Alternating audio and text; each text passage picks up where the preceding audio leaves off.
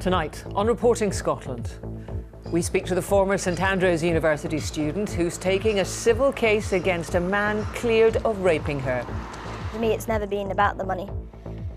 And for me, it's just the only route that I have left. It's the only way that I can try and get justice.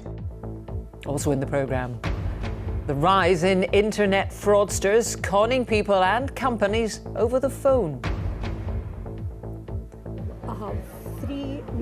How more and more of us are choosing to work on later in life. Celebrations for Eve Muirhead and her team as they sweep their way into the semi-finals of the Winter Olympics. And Celtic prepare to face the Russian winter as they head to St Petersburg, where the temperature is -15.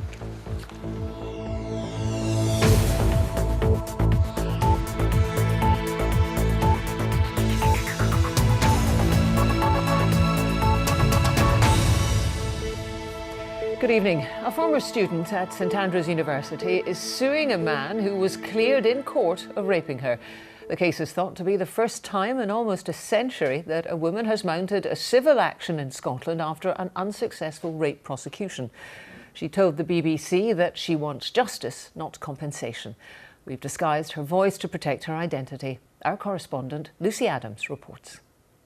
I didn't have any justice given to me from the criminal proceedings. And for my own well-being, I need to continue. Miss M is a former student at St Andrews University. She says she wants to right a wrong. Her lawyers are seeking almost £100,000 in damages and losses. And for me, it's never been about the money. And for me, it's just the only route that I have left. It's the only way that I can try and get justice. And that is through a personal injury action, which goes through the civil courts. She wants other people to know the civil route exists. In civil cases, decisions are made on the balance of probabilities rather than having to be proven beyond reasonable doubt. It's an extremely difficult process to go through. I did think after the criminal trial that I wouldn't be able to continue and carry on into another avenue of legal proceedings, but I think I wasn't ready to give up. For me, it's been a difficult process, and I don't want to look back in 20 years and realise that I could have gone down another route. Stephen Coxon was charged with raping her in 2013 during Freshers' Week at the university, but the jury found the case against him not proven. He's denied the allegations. His lawyer said he'll defend the action, but does not wish to comment. Last year, footballers David Robertson and David Goodwillie lost their high-profile civil rape case. Denise Clare took the action and won after the Crown decided not to prosecute. Since that case, I've spoken to a number of women considering the civil route, and I think for every one of them, it would not be their choice. Their choice would be the criminal justice system, and I think the civil route is at least an option for justice, but really I think we need to focus on the criminal justice system and why it feels like it's letting down so many rape complainers in Scotland. In England, there's been a number of civil rape cases taken, but in Scotland, until recently, there'd been none since the 1920s. The question is why there's now been two in the past 2 years. We know that there are difficulties, and there have always been difficulties in bringing cases of rape to justice through the criminal process. So it's not surprising that people might try and seek redress through the civil system itself. It's not a sign of a current problem, but it is an indication of a problem that's always been there. Miss M was able to take her case because she got legal aid. She says she now hopes more people will follow her example. Lucy Adams, Reporting Scotland, St Andrews. There's been a row at Holyrood over plans to increase public sector pay. It came as MSPs endorsed the Scottish Government's budget for the year ahead. The Finance Secretary said he was proud to lift the pay cap in his budget, but opposition leaders said councils didn't have the cash and would have to cut services. Well, let's cross to our political editor, Brian Taylor. Brian, is this a straight choice between workers' pay and services? Jackie, Derek Mackay would say no. He would say you can have both. He says that the budget includes £1.2 billion extra for public services, including money to lift that cap. On public sector pay, the budget was endorsed tonight, Jackie, by 70 votes to 56 after support from the Greens and from the Northern Ireland Liberal Democrat MSPs who obtained money for ferry services. But in terms of that budget going through, within the debate today, there was a big row over public sector pay. Derek Mackay says that there's money in the pot. Opposition MSPs are very sceptical. The budget is about investing in a fairer Scotland. Yes, there is divergence from the UK. Our investments mean students don't pay tuition fees, those who are ill don't pay prescription charges, our citizens aren't vulnerable to the bedroom tax. And I'm proud to represent the only government in the UK to lift the public sector pay cap. There is nothing in this budget to deliver higher salaries for local authority workers, who no doubt will have a similar expectation to those elsewhere in the public sector. And yet, if those sort of pay settlements are to be made, they can only be made by local authorities cutting services elsewhere. And so the budget for the year ahead goes through. It goes through with the support of the Greens, who extracted concessions, but they warned very firmly that next year, if it comes to that, they'll be playing a much tougher game. They say they want changes in the whole nature of local government finance. Thank you very much. Detectives say a suspicious package found in Edinburgh city centre last month was not a hoax. Forensic experts have concluded it could have caused injury or damage. Officers are appealing for anyone with images of West Princes Street Gardens on Thursday, the 11th of January, to contact them. This suspicious package had the potential to cause injury. On this occasion, fortunately, no one was injured, but that's down to the procedures that were put in place, both within the park here and through the contact with Police Scotland and our engagement with partners to bring this incident to a conclusion. Again, I would ask the public to be vigilant, to remain vigilant as we have done for several months, to be alert, not alarmed, and to report any suspicious activity or indeed suspicious packages to the police. Photographs from CCTV footage have been released showing the missing Inverness man, Liam Colgan, on the night he disappeared in Hamburg. It shows him about an hour after he left his brother's stag do. He's seen outside a building in Hamburg with a witness who said he helped him up the steps to the entrance. The same witness claimed he then helped him get into a nearby park. Police are investigating a sudden spike in cybercrime known as vishing. Now, this involves a victim being contacted by phone by someone often pretending to be from a bank or other such company. Since last July, millions of pounds have been stolen from businesses and individuals. Our Home Affairs correspondent, Rival Alderson, explains. Vishing is a fraud usually carried out through a phone call, with the caller claiming to be representing your bank and with worrying news. Good evening, Mrs. Stevens. It's Alice from the fraud team at National Bank. I'm calling to tell you that we believe your account with us may have been compromised. Compromised? Since last July, police have been investigating 19 significant vishing crimes, with more than £7 million stolen. The callers are well briefed and plausible. Gaining their confidence and asking them for either security details to either download software onto the computer to fix patches that are in the computer, or to move money to safe accounts, and through this they're managing to get the victims to give their money away. One of the attacks police are investigating was on Hamilton Academical Football Club. It's lost more than £800,000 after an employee was persuaded to divulge account details. Their story is that someone's about to do it and they're there to protect us. So they pretend to be from the bank's security squad and gain his confidence, and then to avoid the money being lost, instruct him to so-called protect the money by moving it into a different account. So I think we can all be gullible, and I think that's the real problem. These people are expert at what they do. I've heard all the recordings and they're really, really professional at what they do. Police say banks would never ask for account details in phone calls. Mr. Smith, I need to take you through some security questions to enable me to stop these payments straight away. They warn fraudsters are increasingly sophisticated and can use software to make calls appear legitimate. Are you sure it's genuine? They advise if people are still unsure to visit their local branch to check. Rival Alderson reporting, Scotland. Unemployment in Scotland has gone up. The latest figures show 124,000 people are now looking for work. And there are signs that more people than ever are choosing to work on after the age of 65. Here's our business correspondent, David Henderson.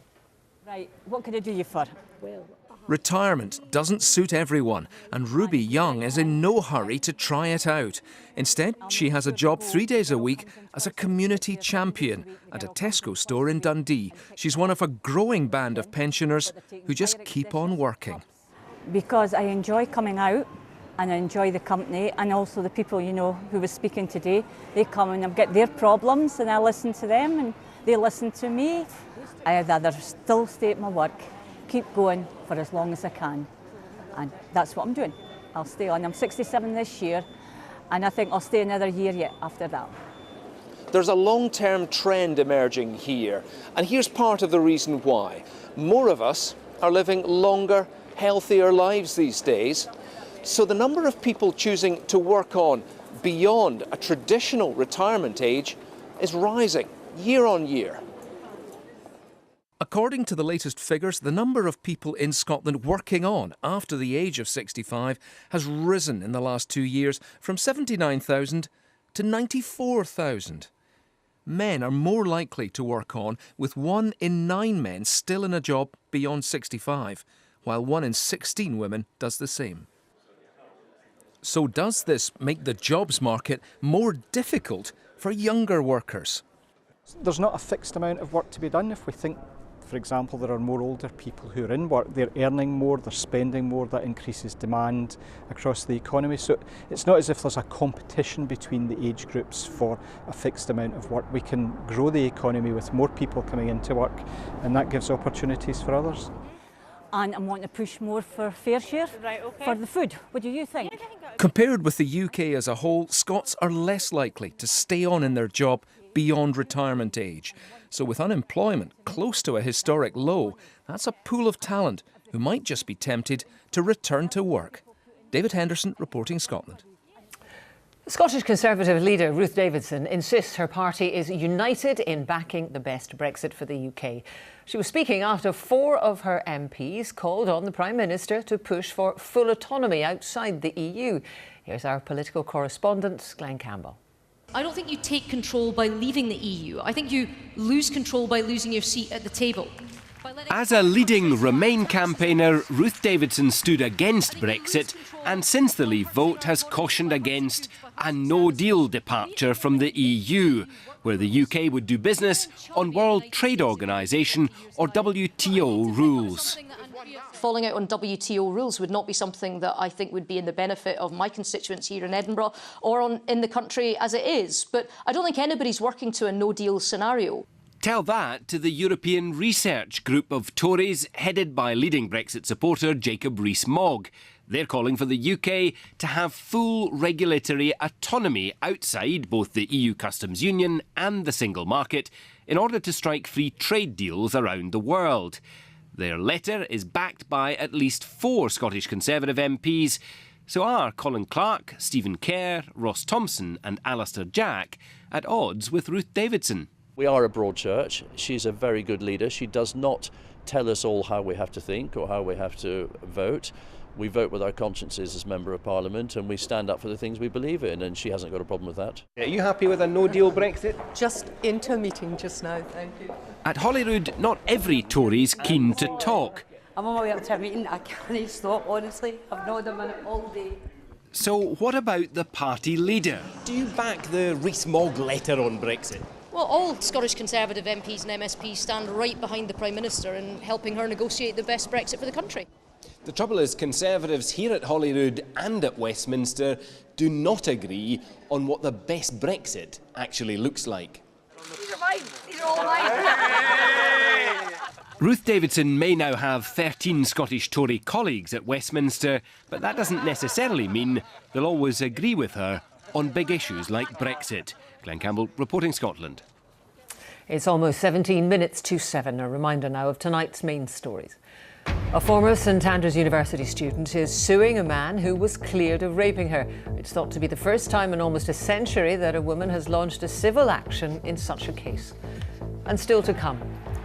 Gregor Townsend keeps the same squad for this Saturday's Six Nations clash against England that was victorious against France a fortnight ago.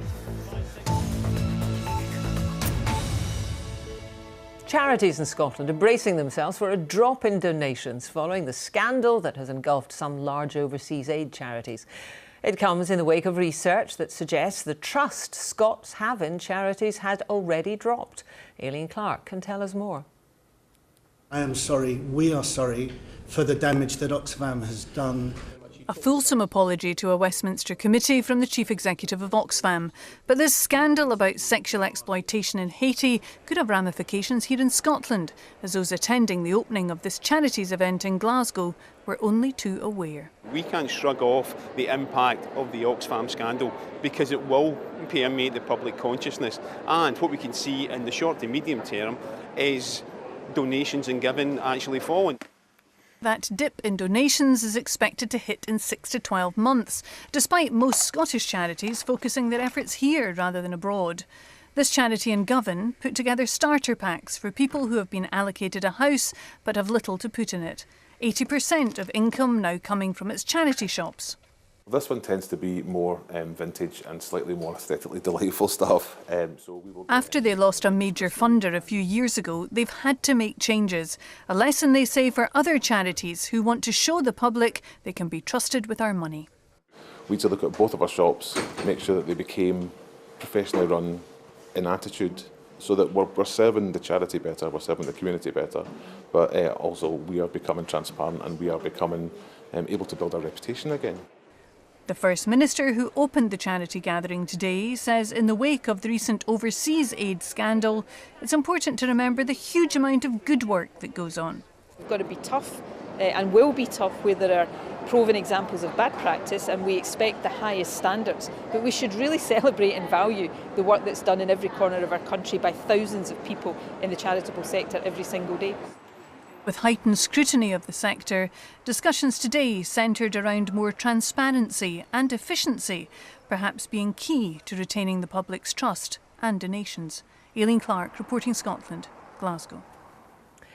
At the Winter Olympics, Team GB's women's curling team, skipped by Eve Muirhead, has beaten the reigning champions Canada to reach the semi-finals. But the men face a tiebreaker tomorrow if they're to progress to the semis. From South Korea, Alistair Lamont can get us up to date. It can be tough, but if you search hard enough, there are some Team GB fans to be found at the Winter Olympics. There are even a few Scots. Most of them are to be found at the curling, where they're doing pretty well. Eve Muirhead producing one of the shots of the tournament so far, on the way to victory over Canada and a place in the semi-final. And the skip reckons they're good enough to win a medal. I do. I feel like we're in great form, and I think what's really important in the last few games, we've got better and better. I do believe we've still got another couple of gears to go up. More to do in that regard for the men, with a semi-final place at stake. Perhaps the occasion was just too much for them. Sometimes it's just not your day, and we struggled to create anything when we had the last stone advantage. We got a couple of fortunate steals. Tomorrow is a tiebreaker against Switzerland, a second chance for a place in the medal matches. The Swiss already getting in some practice. Well, if you're looking for positives, the British men beat the Swiss rink in their first round robin match, so hopefully that augurs well for their tiebreaker tomorrow morning. As for the women, they have a day off to rest and prepare for their big semi-final. Alistair Lamont, reporting Scotland at the Winter Olympics in South Korea. On to rugby now, and after victory against France, the Scotland head coach Gregor Townsend has named an unchanged team for Saturday's Calcutta Cup game against England. But he says they'll have to be at their very best if they're to defeat the favourites for the Six Nations title. Andy Burke reports. How to topple England, the back-to-back Six Nations champions. That's a challenge facing this man. We know that England are a bigger challenge than France. They've only lost one game in 24, so the expectation will be generated from within as well as from outside. They're an excellent team. They've got huge resources. They've got some players playing at the top of their game, and they've got belief, having had those wins in the last couple of seasons. Much of the debate ahead of this team announcement surrounded Finn Russell and whether the fly half, off the back of two below-par performances so far in this championship, would start this match. He does retain his place in the team and the faith of his head coach. There was no doubt that he would start. He played well a lot in the France game. He did have a couple of kicking errors, but that happens. But a lot of the positive play that we had in both halves, first half and second half, Finn was a part of that. He's our attack leader. He's an outstanding standoff and someone who's very competitive, very determined to work on areas that he needs to work on, and obviously he's going to be a key player for us this weekend. If Scotland are to regain the Calcutta Cup after a 10-year wait, Finn Russell and his teammates will likely have to produce a career-defining performance. Andy Burke, reporting Scotland, Edinburgh. Celtic have arrived to temperatures of around -15 in St Petersburg ahead of tomorrow's Europa League match with Zenit. The home manager is promising his side will be much better than they were in the first leg in Glasgow last week when Celtic won 1-0. Here's our senior football reporter, Chris McLaughlin. Well, this is the Krasovsky Stadium here in St Petersburg behind me. Home to Zenit, of course, also one of the key stadiums to be used later this year in the World Cup finals. Now, as you can see, it's absolutely freezing cold here at the moment, -15 degrees. By the time kickoff comes tomorrow, though, it will be significantly warmer inside the stadium because the roof will be on. Now, Zenit have trained already here today. Celtic opted to train in Glasgow. They are now in the city, and crucially, they bring with them that 1-0 victory from Celtic Park last week. The competition itself in European football is obviously notoriously very difficult now for ourselves, but I think we showed in the first leg that how well we played. Now, in terms of Zenit, I think it's fair to say that result in Glasgow took quite a lot of people here by surprise last week. They have been on an extended winter break, but they expect a very different performance tomorrow night. We've always played well at home in Europa League. I'm confident. We need to do a good game, concentrate without pressure. This is important. So a very intriguing match in prospect here tomorrow. Around 800 Celtic fans are expected in the city by the time kickoff comes. If you haven't travelled yet and you are on your way, bring every single coat you have. And bring them back, because according to Judith, that weather is heading here. Not quite as cold. No, it's certainly much colder here coming from Siberia. It's time to get our fur coats out again, Jackie. Mine's not been put away yet. Good evening to you, and the weather is very quiet, very static and largely dry as well. In fact, we saw some beautiful blue skies today, although Glasgow and the southwest were cloudier, but elsewhere gorgeous wall-to-wall sunshine for pretty much of Scotland. Into this evening, clear skies across the country, leading to a widespread frost as temperatures take a tumble to around about freezing, if not below, for inland parts. We might see one or two mist or fog patches for eastern areas, so down to around freezing, if not below. But towards the west coast, that wee bit higher, around 3 to 5 degrees. A bit of a breeze picking up here by the end of the night. So it'll be a dry start to tomorrow with some brighter sunny spells, particularly across eastern Scotland, because as we head through the day, we'll start to see cloud thickening up towards the far west. So come the afternoon, I think it'll be a pretty nice day for the Northern Isles, although a wee bit of fair weather cloud bubbling up for Shetland later. Quite breezy here with a fresh, occasionally strong southerly wind. Good sunny spells for Caithness, for the Grampian area. Generally for eastern Scotland, it's faring well, but dry and dry pretty much across the country. Although cloud starts to increase across the west coast, maybe producing one or two spots of rain, as will come the evening time. So generally clouding over here and a brisk wind for the west coast as well. But light winds inland. As we head towards tomorrow evening, cloud thickening up for western Scotland generally, but in the east it'll be dry with clear spells, and it will be chilly here with a fairly widespread frost. So let's look at the pressure chart, just what Jackie was mentioning earlier. It moves across to Scandinavia, then we start to draw our air all the way from Russia, meaning although the temperatures might not look too bad, it'll be a very cold feel to things as we head towards the end of the weekend and next week. But Friday, again, a lot of dry weather in the forecast, nothing really changing fast. Always a bit cloudier towards the west coast, coming around the high, but good sunny spells for southern and eastern Scotland, and winds generally on the light side, but certainly temperatures around about 6 or 7 Celsius inland, so they are starting to slowly drop. That's your forecast, Jackie. Soon be spring. Maybe Next not. month. Maybe not. Thank you very much, Judith. And that is Reporting Scotland. I will be back with the headlines at 8 and with our main evening update. That's at 10:30. Until then, from everyone in the team right across the country, thank you for being with us. I'll see you later. Bye-bye.